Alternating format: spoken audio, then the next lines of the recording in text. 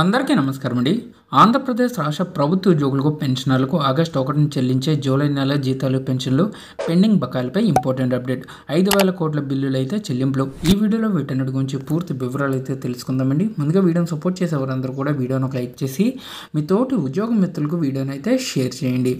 ఛానల్ని first time కనుక visit చేసినట్లయితే తప్పనిసరిగా సబ్స్క్రైబ్ చేసుకుని పక్కన ఉండే బెల్ సింబల్ని యాక్టివేట్ చేసుకోండి. ఇప్పుడు డీటెయిల్స్లోకి అయితే వెళ్ళిపోదాం.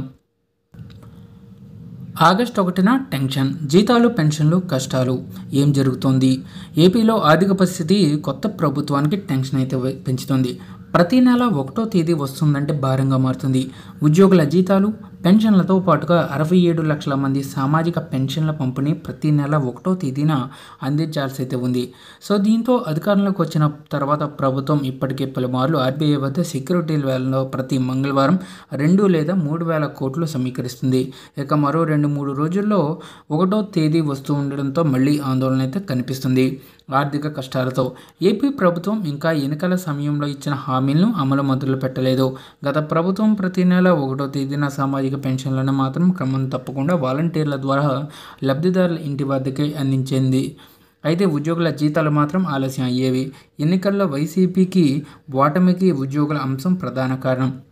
దీంతో చంద్రబాబు అధికారంలోకి వస్తూనే ప్రతి నెల 1వ తేదీనే జీతాలు ఉద్యోగులకు ఇవ్వాలని ప్రయత్నం చేస్తున్నారు. అధికారంలోకి వచ్చే సమయానికి 7,000 కోట్లు ఖజానాలో ఉండడంతో జూలై 1 చెల్లింపులకు ఇబ్బంది కాలేదు. ఇక ఆగస్టు 1న చెల్లింపులు 4,000కు పెరిగిన పెన్షన్తో పాటుగా 3 నెలల బకాయిలు ఉద్యోగుల జీతాలు పెన్షన్లు తొలి జూలై 1-2 తేదీల్లో జమ చేశారు. ఆ సమయంలో ఆర్బీఐ నుంచి కొంత మొత్తం రుణం సేకరించారు. ఇక రేపు ఏపీ ప్రభుత్వం ఆర్బీఐ నుంచి 3,000 కోట్ల రూపాయల రుణ సేకరణకు ఇండెంట్ పెట్టింది.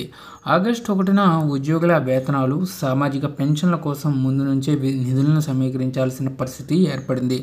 సామాజిక పెన్షన్లు 4,000తో పాటుగా పెన్షన్ల అన్ని కేటగిరీల మొత్తాన్ని ప్రభుత్వం పెంచింది. ఆర్బీఐ నుంచి రుణం ఉద్యోగుల జీతాలు పెన్షన్ల కోసం దాదాపు 5,000 కోట్లు అవసరమని అధికారులు అయితే చెబుతున్నారు. ప్రస్తుతం ఖజానాలో ఉన్న నిధులు సామాజిక పెన్షన్లకు మాత్రమే సరిపోతాయని, ఉద్యోగుల జీతాలు రిటైర్డ్ ఉద్యోగులకు పెన్షన్కు సొమ్ము లేదని అంటున్నారు.